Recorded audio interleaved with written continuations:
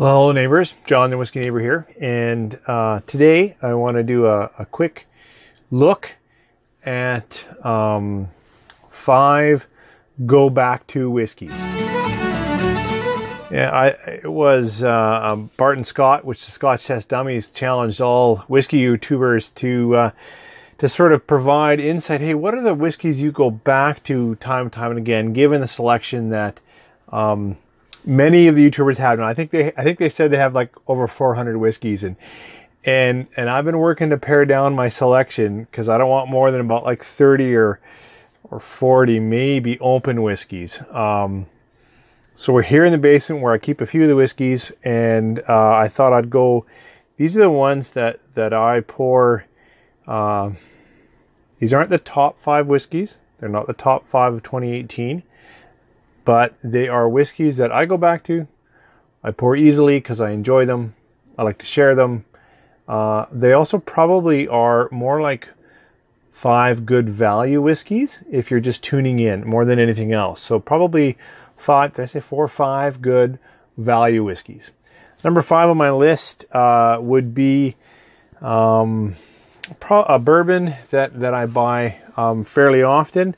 I know it's not anything fancy, but it's Buffalo Trace. So, you know, Buffalo Trace, bottled at 45%. It is a bourbon, so it's aged in New American charred oak in the U.S. and has at least 51% corn. I know it has more than that in corn. Well, I should have looked up the mash bill, but there's a little bit of rye in here, so some spice, but I find it nice, sipping, very affordable. Right now, I know it's on sale somewhere for like 29 bucks, usually around the $35 mark. And in Canada, that's a good value. So that's my number 5. Oh, I should have set this up for us. So let's knock down a few of these, create something. There, that's number 5. Oh, hey, I even got a sign that my staff made when I did a whiskey stand at a staff event. I'll put that behind it. There we go. So anyways, Buffalo Trace. That's number 5. Number 4 that I would say I go back to most often would be, well, actually, I'll say this, would be Highland Park. Highland Park 12 is from Orkney, Northern Edge Island, just above the mainland of Scotland. And this is their 12-year-old expression, bottled at 43% where I'm at. I recently discovered, like, this natural coloring, but I recently went through a bit of a mind shift on Highland Park. It's lightly peated with that heather-based, more vegetable, lighter floral peat. And I used to think it was aged in about 80% ex-bourbon and 20% ex-sherry. And now I think it's 20% first fill ex-sherry, and the balance also in sherry, which makes it entirely in sherry, but it doesn't taste like, you know, like the Glendronach or the Macallan, you know, that are really full sherried. So, but I'm happy to put this at number, okay, the whiskey stand's not working, at number 4. Number 3 for me, oh, I didn't say price. In Canada, you should be able to get it on sale under 50 bucks.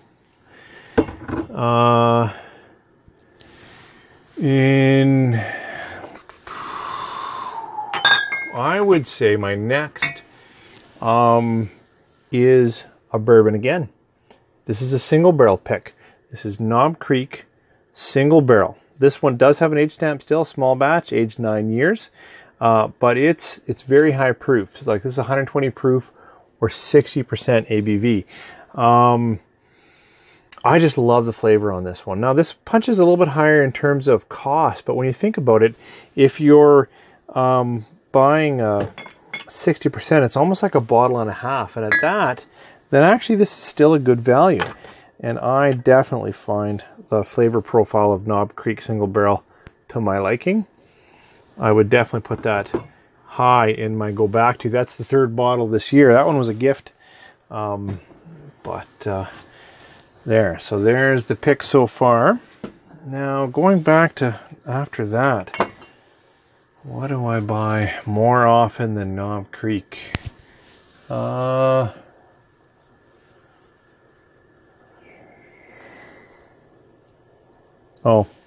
yeah. And we're heading into fall.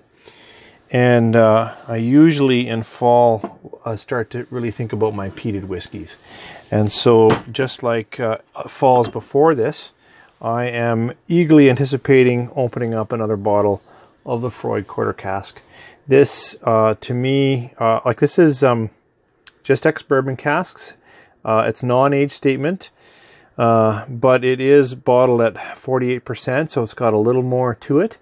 And now, if you've never tried peated whiskey, this is not my recommendation for you. But if you like peated whiskey, for me, Lefroy, I really enjoy, the campfire and some of the creosote and the Band-Aid and the tougher edges of it. But I find that full peat is cut really nicely with the wood, which I think is a benefit of using the smaller casks.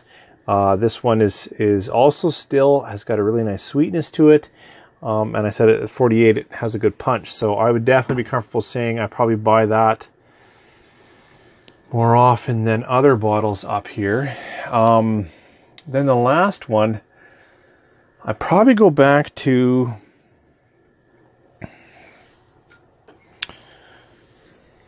rye whiskey. And this is a great example. So Lot 40, Canadian. This green label is what's currently out there. It's 100% unmalted, so they use enzymes to open it up.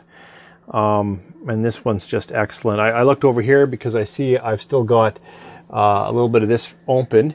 This 12 Lot 40 cask strength. Phenomenal. But here we're talking about most often poured, and I probably will open this other Lot 40 and go down through probably half of it, I'm sure, before I finish off that cask strength. So we're talking about most poured whiskeys, and I think Lot 40 would be right up there as something that I go back to.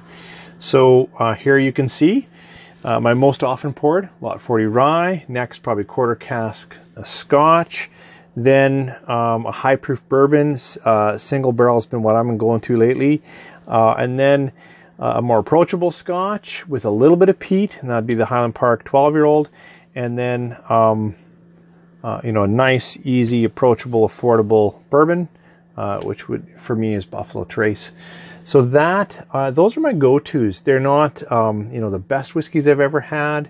They're not the cheapest whiskeys I've ever had, but these represent a really nice spread of flavor styles, profiles that I tend to go back to most often. So I hope that's what you were thinking, Bart, but thanks for the challenge, and thank you guys for tuning in. Catch you next time soon. I need to open up a new bottle, maybe do a review. It'd be great. You guys take care.